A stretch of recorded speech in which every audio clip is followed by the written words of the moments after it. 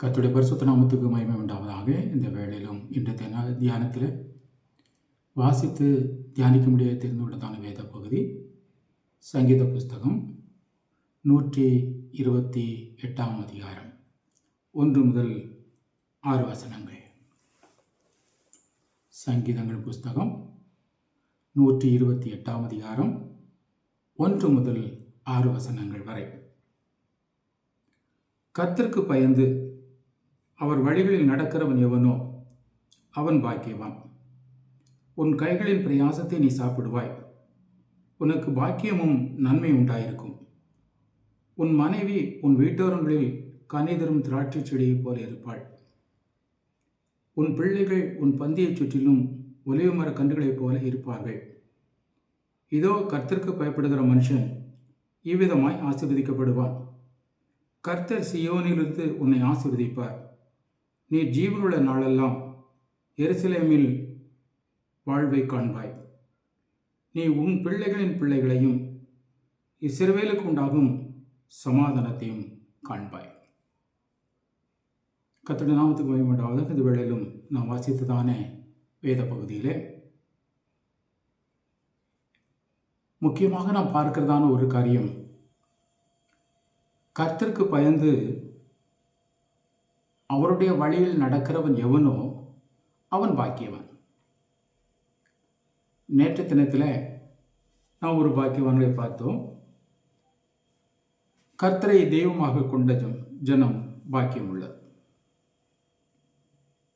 இந்த பாக்கியவான்களை குறித்து வேதத்தில் அநேக நன்மைகள் சொல்லப்பட்டிருக்கிறது. பாக்கியவான்கள் என்றால் ஆசீர்வதிக்கப்பட்டவர்கள், எல்லா விதத்திலும் ஆசீர்வதிக்கப்பட்டவர்கள். இந்த உலகத்திலே ஆசீர்வாதங்கள் பலவிதமாய் இருக்கிறது. ஆனால் கர்த்தருக்கு பயந்து அவருடைய வழியில் நடக்கிறவன் எவனோ அவன் பாக்கியவான். அதாவது நம்ம சொல்கிறோம் தமிழில் அதிர்ஷ்டசாலி, லக்கி பர்சன். கர்த்தருக்கு பயந்து அவர் வழியில் நடக்கும்போது ஏன் பாக்கியவானாக இருப்பான், எப்படி இருப்பானுங்கிறத இந்த வசனத்தில் நாம் சொல்லுகிறதை பார்க்கலாம். கர்த்தருக்கு பயந்தவருடைய வழியில் நடக்கும்போது கர்த்தர் அவனோடு கூட இருக்கிறார். நாம் உலகத்துக்கு பயந்து உலகத்துக்காக இருக்கும்போது இந்த உலகத்தோடு யாருக்கு பயப்படுகிறோமோ அவர்கள் நம்மை ஆளுகை செய்ய நினைக்கிறார்கள்.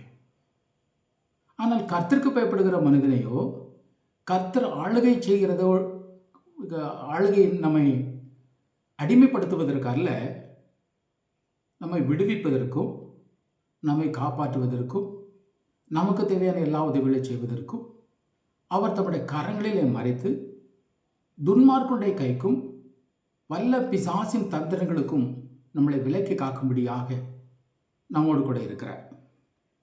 அவர் நம்மோடு கூட இருந்து என்னெல்லாம் செய்கிறாரா, நம்முடைய கைகளின் பிரயாசத்தை நாம் அனுபவிக்கும்படியாக அனுக்கிரகம் செய்கிறார். 2வது வசனத்தில் பார்க்கிறோம், உன் கைகளின் பிரயாசத்தை நீ சாப்பிடுவாய், உனக்கு பாக்கியமும் நன்மையும் உண்டாயிருக்கும். பாக்கியம் ஆசீர்வாதம் இருக்கும், அதில் நன்மை இருக்கும். சிலருக்கு ஆசீர்வாதம் கிடைக்கும், ஆனால் அதில் நன்மை இருக்காது. ஆனால் கர்த்தருக்கு பயப்படுகிற மனுஷனுக்கு ஆசீர்வாதமும் கிடைக்கும், நன்மையும் கிடைக்கும்.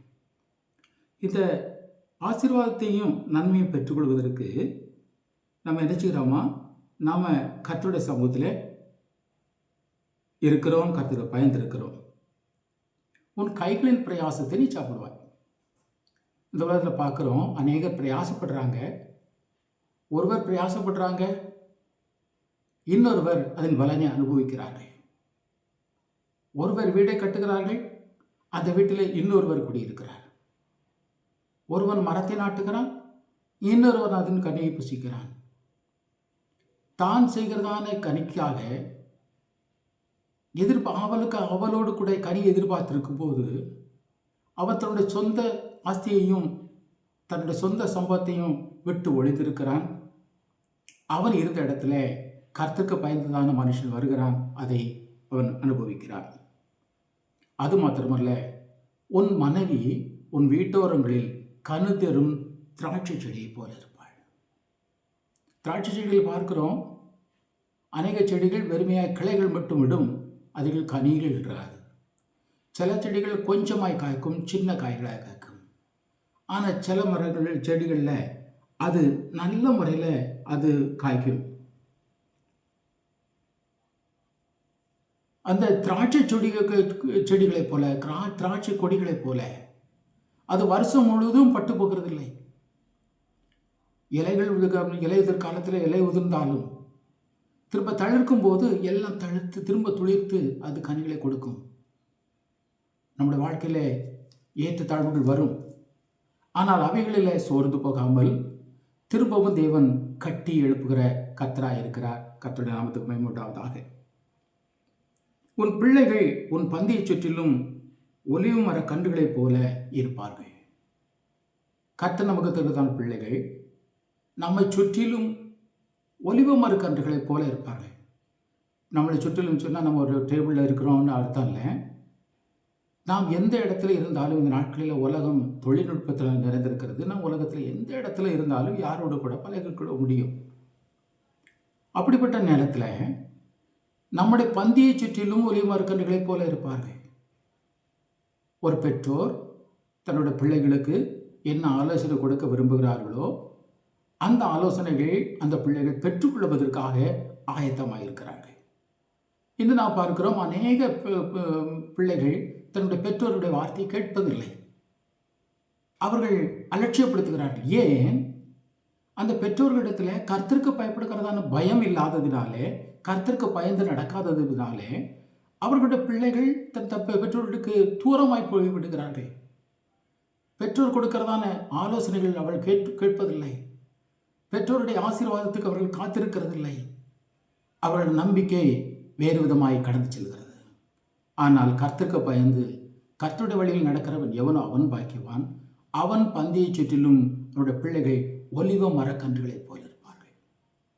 ஒலிவ மரம் மிகவும் ஆசீர்வதிக்கப்பட்ட ஒரு மரம் என்று வேதத்தில் பார்க்கிறோம். அது கர்த்தரால் ஆசீர்வதிக்கப்பட்டது மாத்திரமல்ல, மனிதருக்கு அது எண்ணெய் கொடுக்கிறது, அது செழிப்பானது. நீண்ட ஆயுஸ் வரை அந்த ஒலிவு மரங்கள் வாழ்கின்றன. அவைகள் சீக்கிரத்தில் பட்டு போகிறதில்லை. கர்த்தருக்கு பயந்தவருடைய வழியில் நடக்கிறவருடைய பிள்ளைகள் கர்த்தரால் ஆசீர்வதிக்கப்பட்டிருப்பார்கள். இதோ கர்த்தருக்கு பயப்படுகிற மனுஷன் இவ்விதமாய் ஆசீர்வதிப்பார். எப்படிலாம் ஆசீர்வதிப்பாரா? மனைவி ஆசீர்வதிப்பார், பிள்ளைகளை ஆசீர்வதிப்பார். அவன் நமக்கு பாக்கியமும் நன்மையும் உண்டாயிருக்கும். அவர் எங்கிருந்து ஆசீர்வதிப்பார்? கர்த்தர் சீயோன் இருந்து உன்னை ஆசீர்வதிப்பார். எல்லா இடத்திலும் கர்த்தருடைய ஆசீர்வாதத்தை பெற்றுக்கொள்ள முடியாது.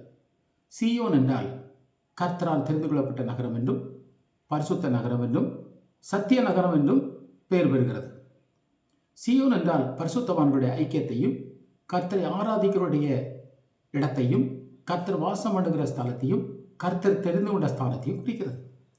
கர்த்தருடைய ஆசீர்வாதத்தை பெறுவதற்கு நாம் நம்முடைய மனம் போல போய் எங்கேயாவது கர்த்தருடைய ஆசீர்வாதத்தை சொந்தத்துக் கொள்ள வேண்டும் என்று சொன்னால் அது கொஞ்சம் இயலாத காரியம்.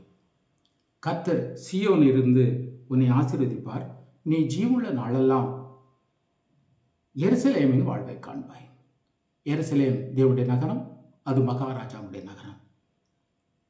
எருசலேமின் வாழ்வை காண்பாய் என்று சொன்னால் ராஜாவின் சமூகத்தில் இருக்கிறதான தேவனுடைய பிள்ளைகள், பரம தகப்பனுடைய முன்பாக இருக்கிறவர்கள், தேவாதி தேவனுக்கு முன்பாக இருக்கிறவர்கள் எப்போதும் அவர்களுடைய நல்ல வாழ்வை அவர்கள் அனுபவிக்க முடியும். நீ உன் பிள்ளைகளின் பிள்ளைகளையும் இஸ்ரவேலர் உண்டாக்கும் சமாதானத்தை காண்பாய்.